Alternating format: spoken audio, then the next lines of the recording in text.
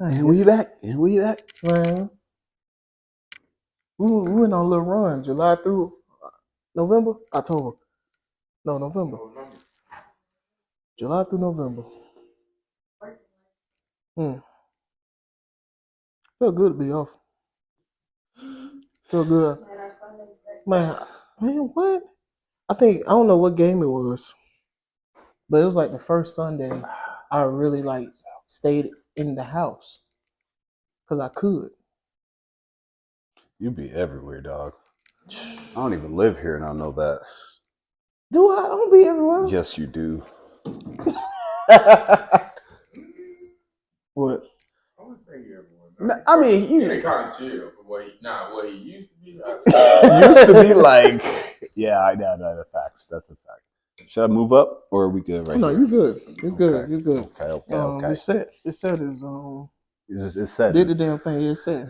It's set. Hey man, welcome back to another episode of the Harvest, where we harvest empowering conversations. And we took a little break for the holiday. Happy New Year to you all. Hope you all had a wonderful holiday and whatnot. Safe holiday at that. But we back with you with new looks, new vibes, as you see. 2024 is a year of great things. But here I have with me, oh man, so you feel me? Like, hey, I met this cat. I feel like an old man saying cat. I met this cat, right? But when you speak of someone like a real cool, laid back individual, that's you for sure. But 10th grade, Maze.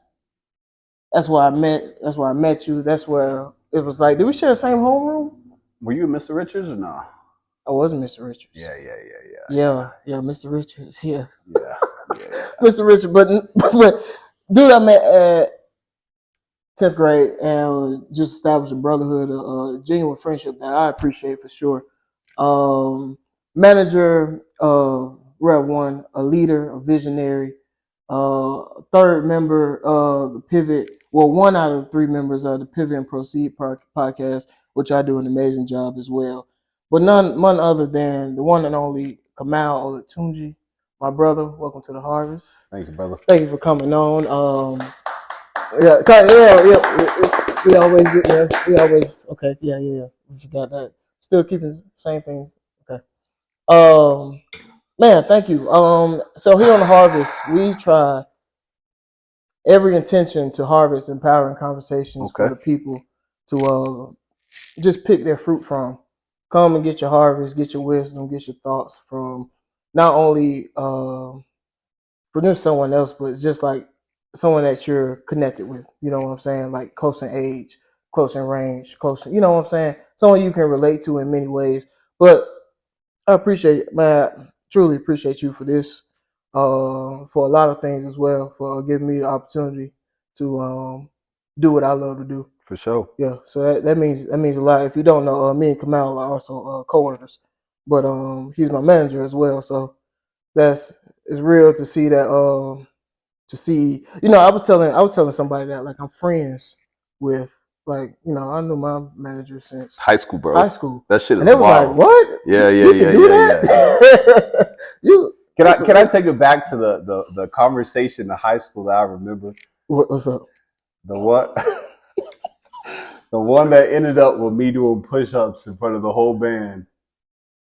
Maybe you weren't a part. It was really not a conversation, but I'm sure Mama Dukes is watching. So hey, Mama, I gotta tell the story though. Well, we were in band together. Yeah, for sure. Shout out to Maze Hob Marching Band, the Raiders. Had a lot of fun. Yeah, we did a lot of fun.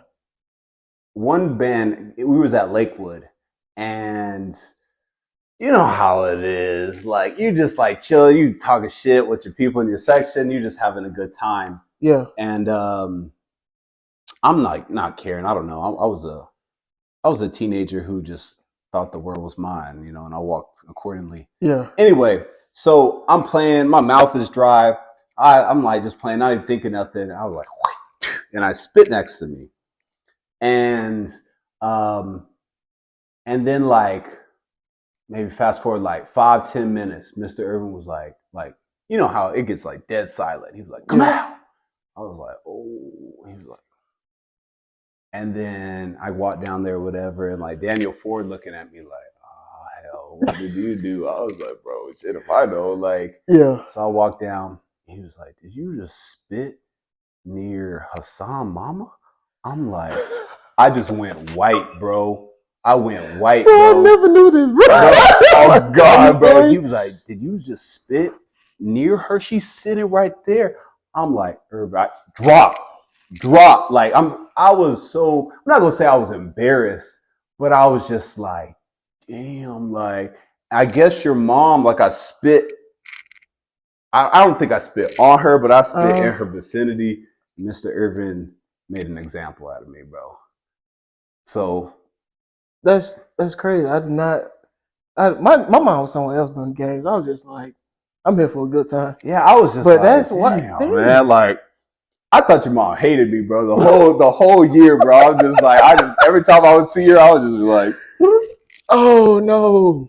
So yeah, fast forward when we had the opportunity, I was like, hopefully I can make good with the family. I can get back in. And bro, come on, work with me, bro. Like, nah. Yeah, it was. I just remember that vividly, bro. I'm like, damn, like. I don't know if you and your mom had a conversation about it. She's like, what the hell's wrong with that boy? Yeah. It was never no. I mean, but all the parents at that time, I feel like were really just. We came from a real community. Yeah. You know what I'm saying? Facts. Where it's just like even if you're not my child, I'm not just about to let you do or say or act whatever. Facts. And as 16 and 15 and 17, and we were just like, bro, she tripping. Miss Hasan. We didn't see it. That's not what's her last name? Brooks. Muss Brooks is tripping. Yeah. Or Miss Peeler. Miss Peeler is tripping. You know what I'm saying? And but yeah, we came from a real community that it was just like that. Like any one of them parents could have checked you, and that was that.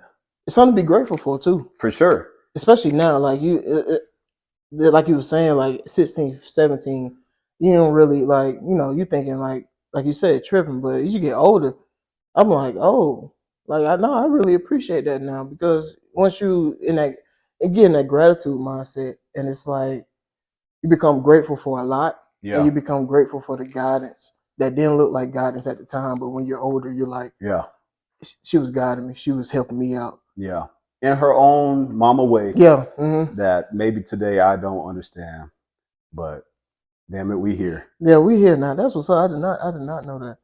I did not know that. But look, I also want to I remember when I saw you today, you were like, it's cold as hell in Atlanta, right? You couldn't do the cold. That's because you've been living in Mexico. That's right. What say it, because the way you say it don't match. So I just want to. I live in Puerto Vallarta, Mexico. It is a coastal town in the state of Jalisco, which, for anybody who doesn't know a lot about Mexico, that is where tequila is made. So that's the state I live in, the state of tequila, and I live off the coast in a beach town. So yeah, it's a dope life. That's what's up. It's a dope life. I learned a lot every day, and it's hard. It's hard being a foreigner in another country, and I think as Americans, we don't you don't feel like that until you become a foreigner in another country. I think there's some people who feel like I don't really want to go anywhere else. I think that's a minority amongst a lot of us, but there's and then I think just through the power of the internet and technology, like you see every corner of the world, you see, you already know what the Maldives look like before you went there. You already know what Jamaica but like being on foreign soil, and they tell you that like once you leave these borders, like you're a foreigner. Like it's true. Like our Constitution, the things that all the things that we take for granted, the way we move in this country, you don't just get to move in other countries. And it's an eye opener. I think it, for me, it has stripped away a lot of what my identity was tied up in. Because I come from this place, I am this way. It stripped a lot of that away. It's made me kind of like look at who I am in terms of like soul, my character, my energy, like what I stand for.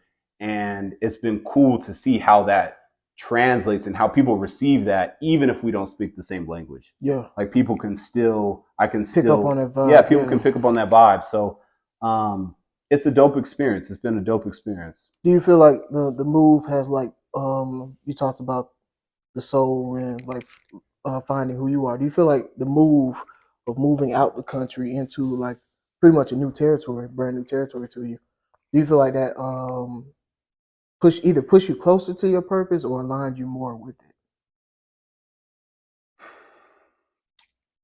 It was definitely a purposeful move. Like I moved because I wasn't getting what I needed to get in Atlanta.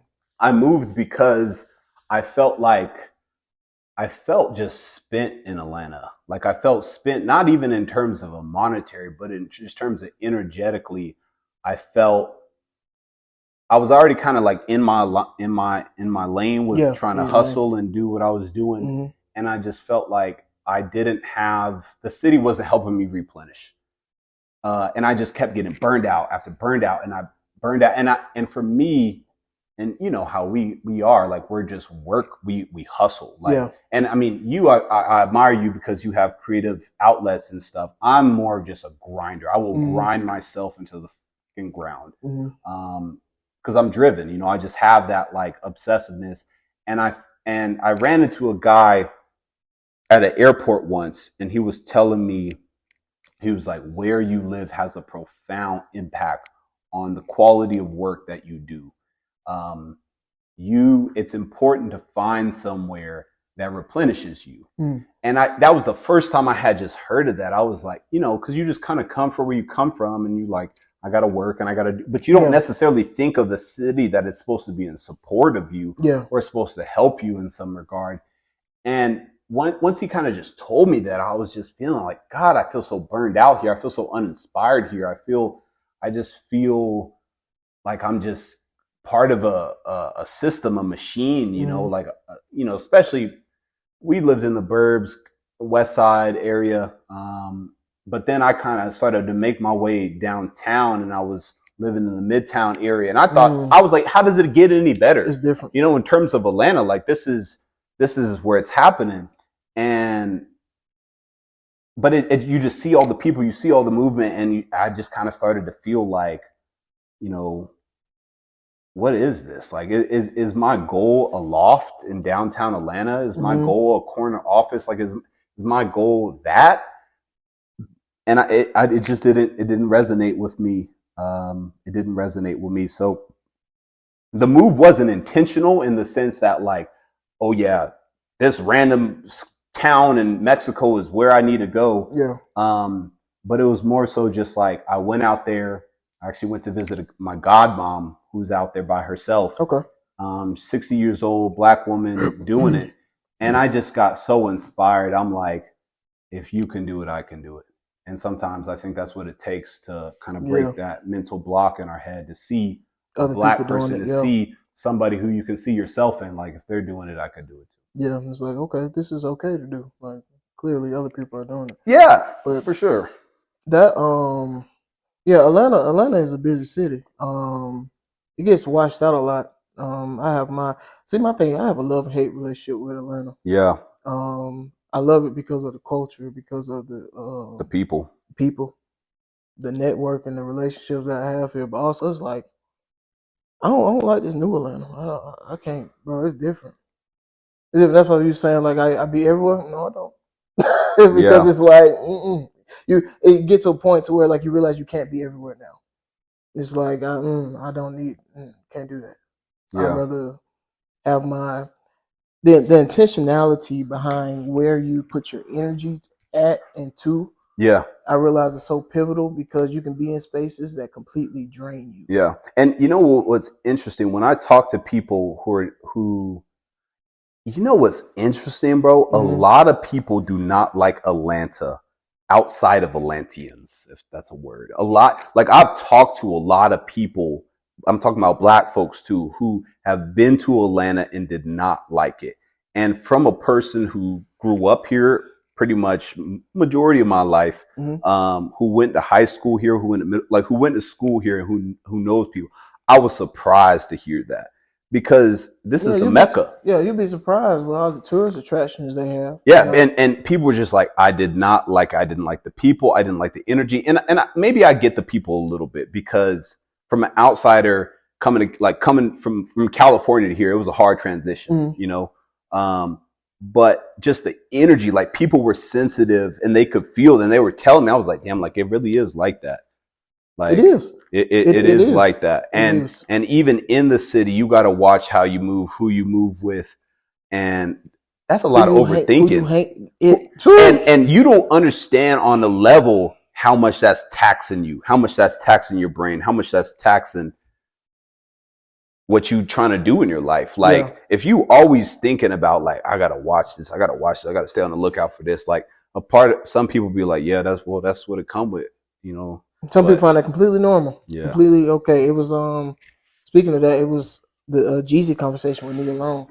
He was saying like every day he got dressed, he would think of the outfit that would be fly enough just in case he goes out and gets shot and die. And it's like, you're thinking about the outfit that you want to wear just in case you get shot. Like that thinking right there to what you're saying, the overthinking, it's a lot. Yeah. And I mean, I'm so driven in terms of a destination that if it's not helping me, why am I giving it energy? Yes. And everything in my life is in question until I can answer that question. Like everything. If it's not helping me in some regard to the clothes that I put on, to the jewelry that I wear, to the people I associate with, to the things that I give my energy to. If it's not helping me, then what is it for? When did that principle or like thought hit with you? Like, do you remember? Not really. I mean, I would say I studied Kobe a lot, you know, and I tend to kind of look at him for that work ethic model. But I don't know. I'm not sure exactly. Okay. I feel because that's such a valuable component to especially if you're out here like working for something. Like I want to say things popping in my head is like working for something bigger than you. Yeah. You know, like you have to be valuable at that. But also I want to like with working with you, speaking of let's talk about that. I see a leader, right? Like I kid you not, I think it was one of our team members that was like, you were the best boss they ever had. I could definitely relate because of like it was a Remember the Titans quote, but it was saying your leadership reflects onto the people, you know, around you. And it's like, okay, yeah, like it's hard when you get a manager and you work for someone, it'd be like, oh yeah, I want to work for him. I want to help. Like, got to. Yeah. Where, and it's crazy because, like, of course, I really didn't pay attention to it in high school. You know, like, we was never in that setting. But as older now, it's like, oh, it's not. What do you find are the valuable qualities of being a proficient leader, or the qualities that you? For me, I think honesty is probably one of my top ones, if not the top one. And I think it starts with being honest with myself, because I have a lot of self-doubt, like everybody else, but just for me, I have a lot of self-doubt, and I had a lot of self-doubt stepping into a leading role. Like I always had faith and confidence betting on myself in spaces that other young black men weren't in. Like I'd find myself in a lot of times in room with older white men and white women and people who had, you know, levels, you know, who had experience, who had businesses, who had wealth. And I never felt like a fraud, but I always was like, damn, like I'm in here. Like that's surprising, you know? And I was received well. So I always found myself in rooms, but I never thought of myself as somebody who could lead. And it gets harder when you're leading people, who are like kind of close to you in proximity. because it's like we come from the same cloth, so you know what you're looking at. You know, like you could see if I was a fraud. You could see if I was trying to get over. Like I feel like young people, honestly, and young people I'm talking about like our age, we're more hyper aware that it's like you're not just finna finesse me, you know, like you're not like I can see through you because I am you, you know, in a way. Yeah. And so I think that honestly, I had to be real honest with myself. Like I can't be a person that I'm not asking other people to be. And that was hard, bro. It was hard. It was hard just like trying to be a stand-up person, you know, and it's not only in one part of your life. It's not in just work. You got to be that way all the time, you know. You got to be that way all the time. But you know, to take it back a little bit, just why me and you started working together, bro. Like what? Because it's risky when you want to work with people you know. And there was questions in my mind, even working with you, that I was like, we know this guy. Like, I know this guy. We've been back to, you know, early on. And it's a risk in the sense that, like, if things don't work out, we could fall out. If things don't work out, he could tell my friends, like, this nigga lame, or excuse my language. No, you're good. Yeah. You know what I'm saying? Like, this nigga lame because he kicking it like this, blah, blah, blah. It's a lot to think about. Like, it's a lot. And it's like, I don't have to go that route. Like, I could have just, like, went another route or go interview somebody. But one, we come from a community, like we said, and it's just like, I feel like that was ingrained in us, that it's like, you help your brother, like you are your brother's keeper.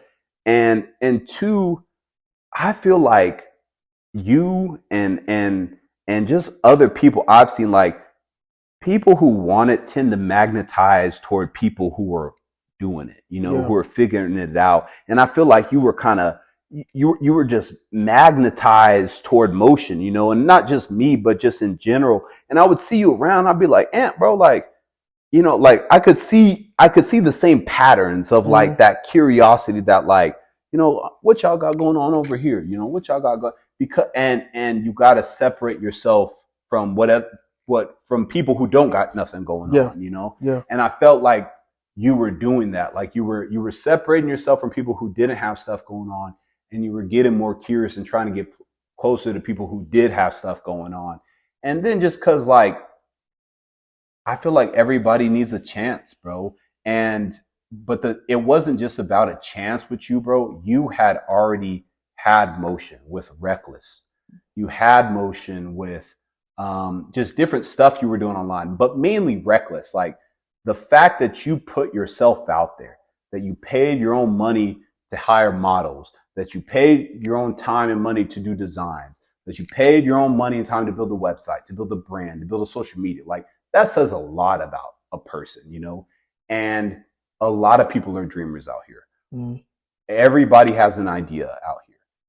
Who the hell is actually putting their stuff out to the world? And if you were too afraid to ship an idea, if you were too afraid to put yourself on public in the front street, then you don't deserve to get somebody to take a bet on you. Why would you think somebody's going to bet on you if you're too scared to bet on yourself?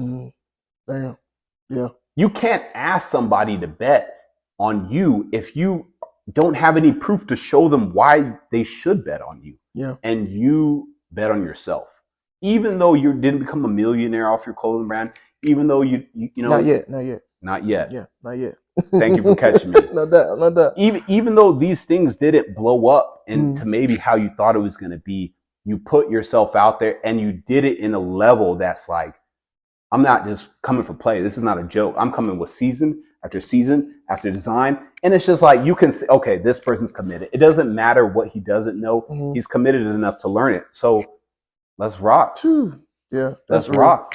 That's real. When, you know, it was crazy. He brought me back, bro. The wildest night I can remember was in Las Vegas. That, you text me. I was at a bar by myself. This mid-40s white lady came up to me and was like, "You here by yourself?" Gave me her number on the back of us. She had nails missing. I was like, "What the fuck?" Yeah, Vegas is on some shit. Vegas is on some wild shit. But You text me. You was like you was at the bar with Solomon.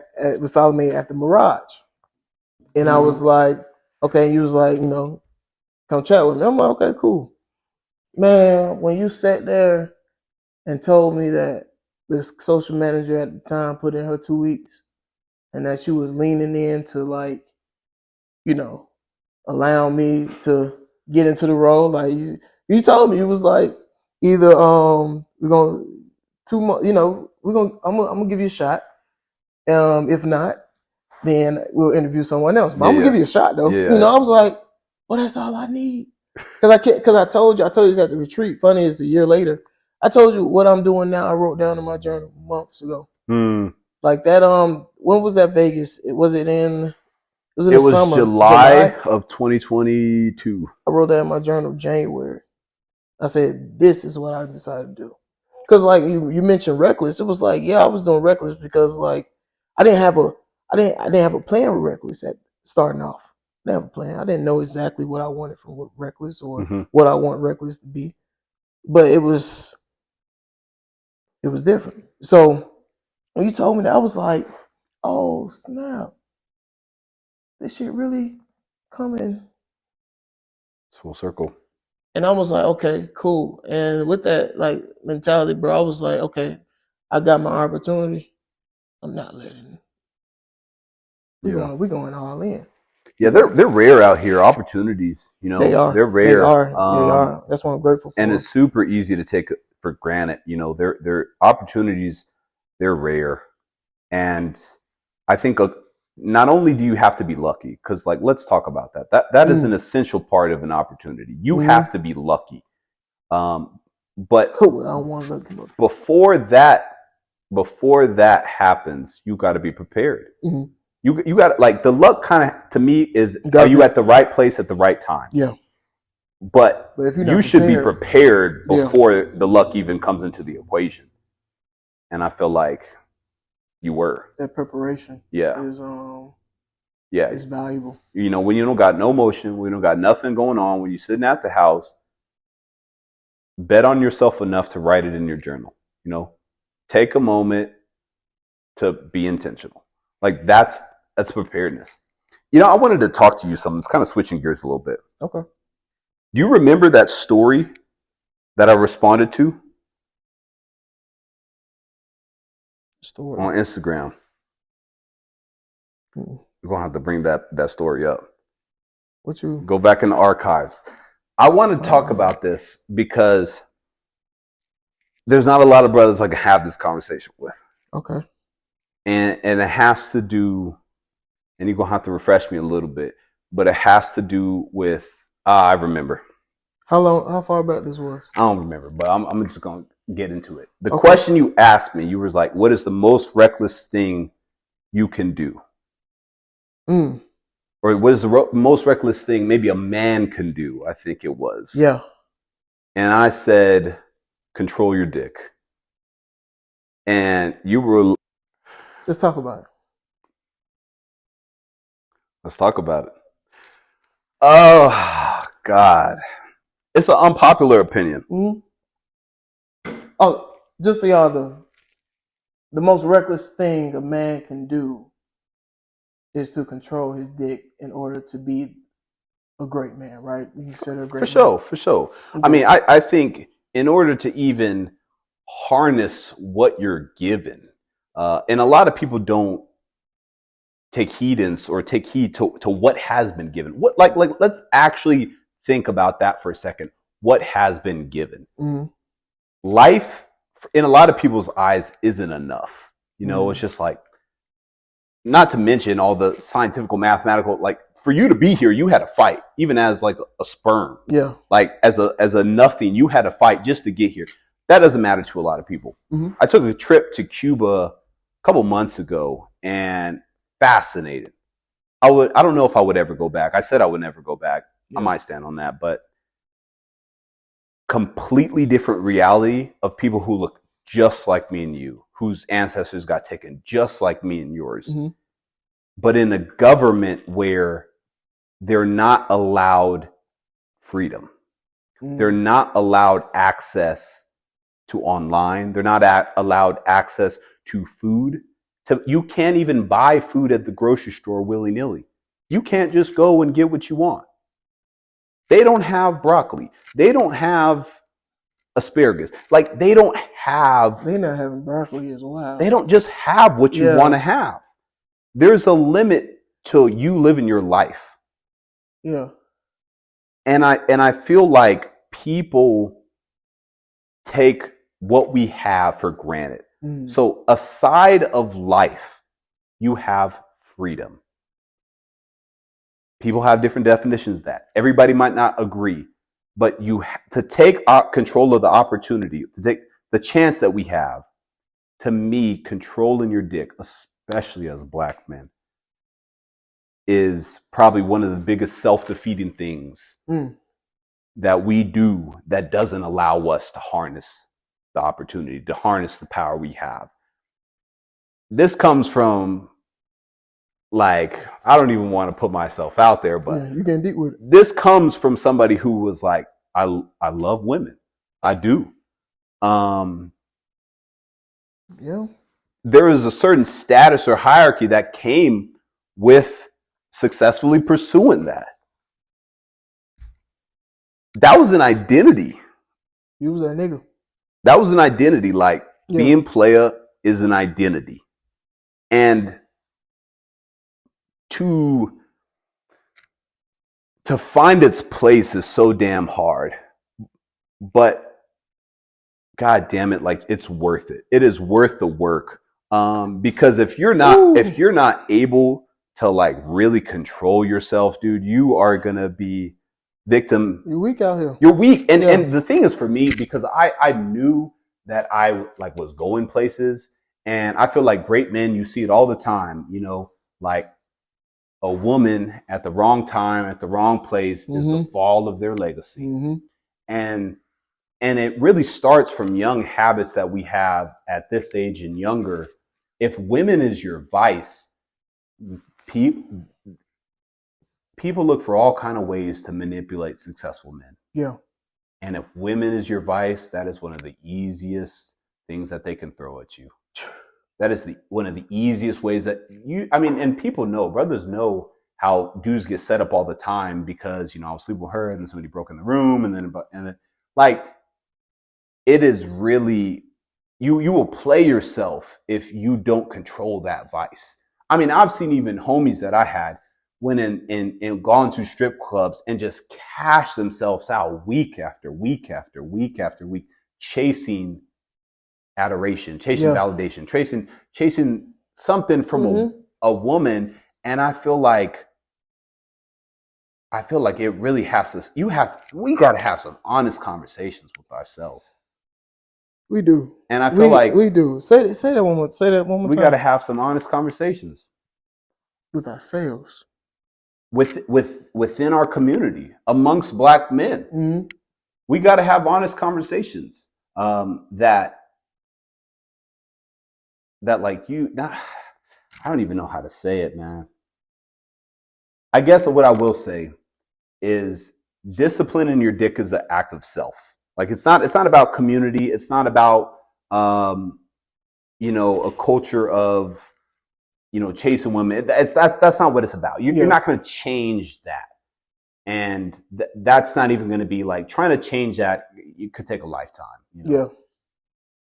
To discipline oneself, I feel like, first of all, you have to, like, actively work towards trying to find something else that deserves that much attention. Like we kind of talked about, when it comes to your energy, you have to learn, like, the things that don't deserve your energy, and you also have to learn the value of your energy. Like, when you focus yourself in one thing, you can get so much more done. You gotta get some purpose about yourself. That's what a lot of people do. And I want to say that, but some people who that's such a concept to them that's so far out that it won't connect. So I'm just gonna, like, I feel like people do understand the value of energy. Even if you don't know your purpose, even if you feel hopeless in terms of following your purpose, you gotta know that your attention and your energy is worth something. And if you're able to channel that shit in the right direction, you can change your life. I went from working at Trader Joe's to making like 10 times what I made just by channeling my energy, bro. And I don't even want to sound like some fucking Instagram like entrepreneur, bro. Like I thought that flipping houses, wholesaling, and now like it's a real thing. You can change your fucking life. It's a real thing by focusing your energy. I just feel like people willy-nilly give it out for a body count. For like, I'm trying to add you to the list. Yeah. Been there. Is the list gonna set you up for life? I know niggas who have lists that are mile long, that bro. That shit don't mean nothing. It don't mean nothing, bro. It don't mean nothing. You will still be homeless after 150 bodies. Once you realize that, it's like, that shit don't mean nothing. What are we gonna do? But hey, look, you know what? We're gonna play a game. Okay. We're gonna play a game. Because that's a heavy topic, and there's so much truth. We can dive deep into that. We're gonna play a game called This or That, right? So as far as the city, I'm gonna start off because you're a California native, right? Mm-hmm. You know, I'm gonna start off home base, right? From the city of the state of California.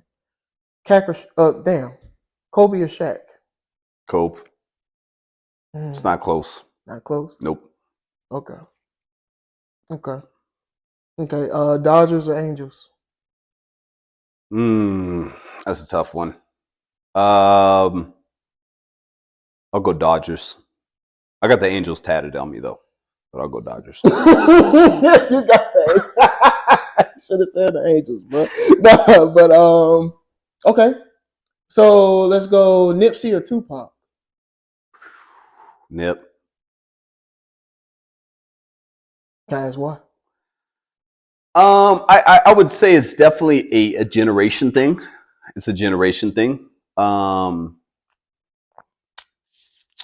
also feel like for me, I resonate with hustle more than I resonate with justice or resonate with, I'll just talk about what I do resonate with. I resonate with hustle. I resonate with entrepreneurialism. I resonate with making money. I resonate with putting my people on, and I resonate with building. And Nip was a builder. Pac was a activist. Pac was a speaker. Pac was a thinker. He was a rebel. But he was a culture creator. He was a mover and a shaker. Nip was a fucking hustler. Nip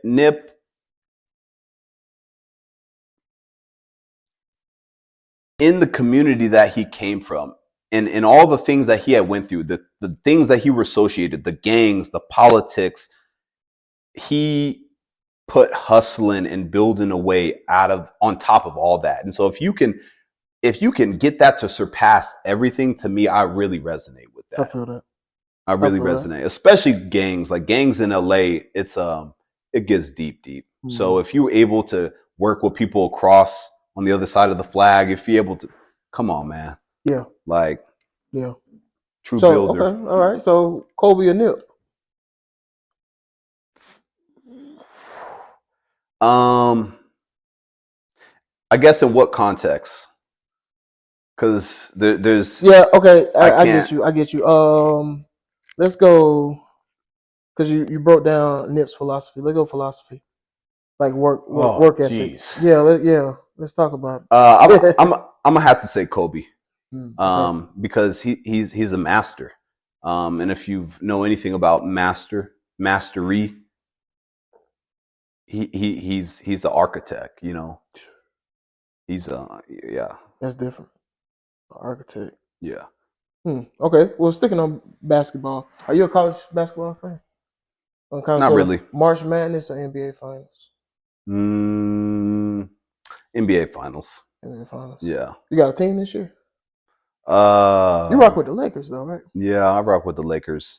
If I didn't like to see the Lakers win, I would probably say, I'd like to see Minnesota make a little run, honestly. Yeah, they looking nice. I'm an Ant Edwards. Yeah. I got a lot of admiration, respect. I tell you a story about Aunt Edwards. He used to go to Thero High School. On God. Swear. I used to do the clock at Doug. I still do, right? But I did the clock at that time. He was at Thero. He's like a sophomore. I'm talking about he dicing it up at 10th grade. I'm at the clock. I'm sure. Yeah, but I'm at the clock like, who the hell is this? Like I'm talking about okay. Yeah, I'm talking about like looking like KD amongst these boys. My like God. I'm like pulling up from the free, like driving. Whoop. He went to Thero. I got even more respect for him. Facts. It's like Thero in terms of Atlanta public school is like yeah. So for you to rise, come on, man. Yeah, give it up to bro. He did that thing. Yeah, he did that thing. It was I'm still stuck on that. I was like, this dude dicing it up. Yeah. Podcasts or audiobooks? I feel like podcast, if you're trying to like get in tune with the culture, but if you're trying to get serious, audiobooks. If you're trying to grow, if you're trying to move toward mastery, I think audiobooks. What's the latest book you read? That's a good question. I'm reading or listening to, I think it's called the 12 Lessons, something like that, 12 Principles by Jordan Peterson. Okay. Yeah, that's been a good one. It's been a good one. Okay. I actually listen to while I'm playing golf.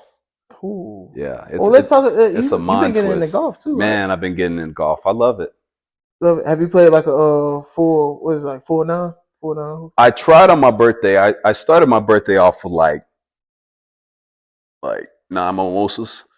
So it was like, like I try to go out afterward. Yeah. I'm like, I'm toasted, so I probably got through 4 rounds or 4 holes in 3 hours. That shit is a long game. Like, but yeah. No, you'll be out there all day. Yeah. I went, first time I went really like golfing for real was in Chicago. And it's crazy because I was in Chicago 4th of July weekend, right? So the whole weekend, I'm hearing, every time I hear a loud noise, I'll be like, oh, they shooting. Because that's like a stereotype with Chicago. So it's kind of fucked up, but it's like, I'll make a joke out of it, but oh shit, they shooting. So we was on a golf course and like, I didn't do a full 9. They did full 18, I believe. I was like, I'm good with 2. Like, I'm not about to sit out here and waste y'all time. Keep it moving. And so we was on the golf cart going to the next hole, and he hit 2 bang loud shots. And I joke again, and I'm like, oh, they shooting. Come to find out, bro, they shooting. Someone actually got shot right next to the golf course. Yeah. And I was like, damn. That was another reason I moved. I'm dead ass serious. Yeah. Like it's so crazy for me to tell you, in Mexico, I feel comfortable leaving my door unlocked at night. I can leave my car unlocked at night. I've left the key in my door multiple times. And they don't even be on their way. Do you? Somebody has knocked on the door, said, "Hey, your keys you left it in the door." Yeah. Is a cartel a real thing out there? I watch Narcos. Yeah, I don't. Yeah, I would tell you something. Okay, yeah. We ain't got. I just want absolutely. To know real okay, thing. Yeah. Absolutely, it is a real thing. Okay, but yeah, I don't want to be on the record for saying. Yeah, no. I wasn't trying to get you on the record. No. I didn't want to sound like it's a real thing. Sheesh. But that's why you moved, okay? Because of the. Yeah, I mean, because I feel. Yeah. I feel dumb safe, but that's Puerto Vallarta. I'm not speaking for all of Mexico. But yeah. Live concerts or music festivals? I've never been to a music festival. Same, me neither. I've never been either. No. I would love to go though, just to have the experience. I would too. So I can only go what I know. Concerts. Yeah. Sheesh. I'd love to do something like Rolling Loud. Some of the other ones, I'm kind of like, I'm sure there's so many cool ones out there, but we just didn't come from the means to run that. Very true. But yeah, all right. To wrap things up, I got one last question for you, and this is a question we ask all our guests for them to leave fruit to our followers, our audience, the people that watch. Right. So like, so they come here to harvest, they come to get their fruit. If you had to leave fruit for anybody, what would it be?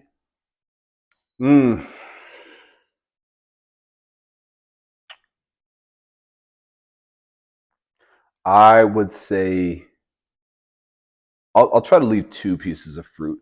I would say be yourself because everybody else is taken already. And I think do everything in your power to get comfortable with yourself. We live in a culture, in a society, in a community that puts certain things on a pedestal, and you will spend your whole life running in circles to get closer and closer to that thing that's on a pedestal, and it's a waste of time. It's a waste of time. God gave you what you needed to be the person you want to be. You want to be that the world needs you to be, but you got to make the choice first. The second thing I would tell you, the second piece of fruit I would leave, gosh, I feel like it has to do with just hustling. I mean, as Nip said, just get on your marathon. And once you get on your marathon, like you will run into other people who are on there and link up with them because you can do more together than you can alone. That was a hard lesson that I learned. You can do more together. But damn, we've done a lot and we're continuing to do a lot. So, but you got to get on your marathon first. Yeah, that's real. That's real, man. I appreciate you taking the time out. Much respect to you, brother. For sure. Hey, man. Thank you for tuning in for another episode of Harvest, where here we just harvested another empowering episode. They should get us in the cycle of like we just harvesting these things out, like we just dishing them out. Like, you know what I'm saying? No cap. Hey, like, I gotta also shout out Pivot and Proceed podcast. Oh yeah, sure. Please tap into the Pivot and Proceed podcast. We got a new season hopefully coming up soon around the time that we're linking up, and dynamic conversation. You got 3 hosts, and we talk about similar things but in a different manner. Yeah. And then obviously we got to shout out the work that we do together. Facts. Right. You got to shout out Rev One. Shout out to the team. Shout out to Revolution One, the brand that we're working every single day. Yeah. The build. Yep. We got a work cut out in front of us, so we do. You'll see a lot of that for sure. But thank you for tuning in. We'll be back next week for another episode of Harvest. It's your boy Tony. Peace. Oh, that's good.